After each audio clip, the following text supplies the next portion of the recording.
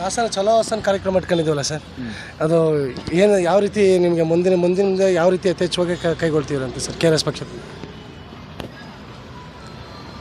ಹಾಸನ ಚಲೋ ಕಾರ್ಯಕ್ರಮವನ್ನು ನಾವು ಹಮ್ಮಿಕೊಂಡಿರುವಂಥದ್ದು ಭಾಳ ಮುಖ್ಯವಾಗಿ ಅತ್ಯಾಚಾರದ ಆರೋಪ ಹೊತ್ತಿರುವಂಥ ಪ್ರಜ್ವಲ್ ರೇವಣ್ಣ ಅವರನ್ನು ಸರಿಯಾದ ರೀತಿಯಲ್ಲಿ ತನಿಖೆಗೊಳಪಡಿಸಬೇಕು ಮತ್ತು ಆತನನ್ನು ಶಿಕ್ಷೆಗೊಳಪಡಿಸಬೇಕು. ಇದಕ್ಕೆ ಇಲ್ಲಿ ರಾಜ್ಯ ಸರ್ಕಾರ ಮತ್ತು ಕೇಂದ್ರ ಸರ್ಕಾರ ಒಬ್ಬರ ಮೇಲೊಬ್ಬರು ಗೂಬೆ ಕೂರಿಸ್ಕೊಂಡು ಏನು ನಾಟಕ ಆಡ್ತಾ ಇದ್ದಾರೆ, ಈ ನಾಟಕವನ್ನು ನಿಲ್ಲಿಸಬೇಕು, ಈ ನಾಟಕವನ್ನು ಬಂದ್ ಮಾಡಬೇಕು ಅಂತ ಹೇಳಿ ಈ ರಾಜ್ಯದ ಜನ ಅವರನ್ನು ಆಗ್ರಹಿಸಬೇಕು.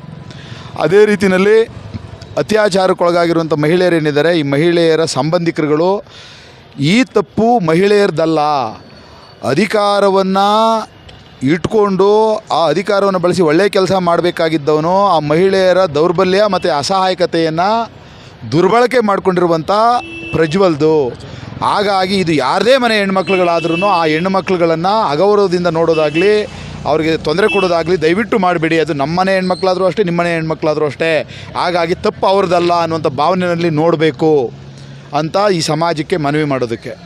ಹಾಗೆ ಒಂದು ವೇಳೆ ಈ ಬೇರೆ ಯಾರ ಮೇಲೋ SIT ಮೇಲೋ ಅಥವಾ ಇನ್ಯಾರ ಮೇಲೋ ಅಧಿಕಾರಿಗಳ ಮೇಲೋ ಅವ್ರ ಮನೆಯವ್ರ ಮೇಲೋ ನಂಬಿಕೆ ಇಲ್ಲದೇ, ವಿಶ್ವಾಸ ಇಲ್ಲದೇ ಅವರು ಒಳಗೊಳಗಡೆ ಒದ್ದಾಡ್ತಾ ಇದ್ದರೆ ಅಂತ ಅವರು KRS ಪಕ್ಷವನ್ನು ಸಂಪರ್ಕಿಸಬೇಕು. ಅವರಿಗೆ ಬೇಕಾಗಿರುವಂಥ ಸೂಕ್ತವಾದಂಥ ಒಂದು ರಕ್ಷಣೆಯನ್ನು ಕೊಡೋದಕ್ಕೆ KRS ಪಕ್ಷ ತನ್ನ ಕೈಲಾದಷ್ಟು ಪ್ರಯತ್ನ ಮಾಡುತ್ತೆ. ಇಷ್ಟು ವಿಚಾರಗಳನ್ನು ಹೇಳ್ತಾ, ಈ ರಾಜ್ಯದಲ್ಲಿ ಇದೇ ರೀತಿ ನಡೀತಾ ಇರುವಂಥ ವ್ಯಭಿಚಾರಿಗಳು, ಅತ್ಯಾಚಾರಿಗಳು ಇನ್ನು ಮುಂದೆ ಇದನ್ನು ಬಿಟ್ಟು ಒಳ್ಳೆ ದಾರಿಗೆ ಇಳಿಬೇಕು.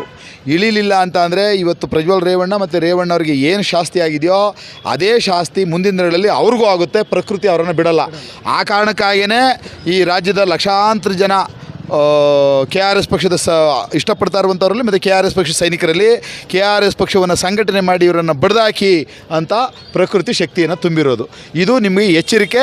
ಆ ಎಚ್ಚರಿಕೆಯನ್ನು ಕೊಡೋದಕ್ಕೋಸ್ಕರ ನಾವು ಹಾಸನ ಚಲೋ ಕಾರ್ಯಕ್ರಮವನ್ನು ಮಾಡೋದಕ್ಕೆ ಬಂದಿರೋದು. ಸರ್ ನೆಕ್ಸ್ಟು ಹೆಣ್ಮಕ್ಳುಗಳು ತುಂಬ ಜನ ಇದ್ದಾರೆ ಸರ್. ಇವತ್ತು 2700 ವೀಡಿಯೋ ಅಂತ ಹೇಳ್ತಾರೆ.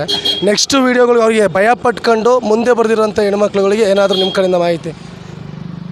ಯಾರು ಬರ್ತಾರೆ ಅವರು ದಯವಿಟ್ಟು SITಗೆ ಹೋಗಿ, ನಿಮಗೆ ಏನಾದರೂ ಅನ್ಯಾಯ ಆಗಿದ್ದರೆ ದಯವಿಟ್ಟು ಅವರು SIT ಗಮನಕ್ಕೆ ತನ್ನಿ. ಇಬ್ಬರು ಹೆಣ್ಮಕ್ಳುಗಳು ಆಫೀಸರ್ಸ್ ಇದ್ದಾರೆ ಈಗ ಅಲ್ಲಿ. ಅವ್ರಿಗೆ ಈಗ ನಂಬರ್ ಕೊಟ್ಟಿದ್ದಾರೆ. ಅವ್ರ ಜೊತೆಯಲ್ಲಿ ಖುದ್ದಾಗಿ ಹೋಗಿ ಮಾತಾಡಿ, ಫೋನಲ್ಲಿ ಮಾತಾಡಿ ಅವ್ರ ಗಮನಕ್ಕೆ ತನ್ನಿ. ಅದೂ ಮೀರ್ತು ಅಂತ ಅಂದರೆ KRS ಪಕ್ಷವನ್ನು ಸಂಪರ್ಕಿಸಿ. Sir thank you sir.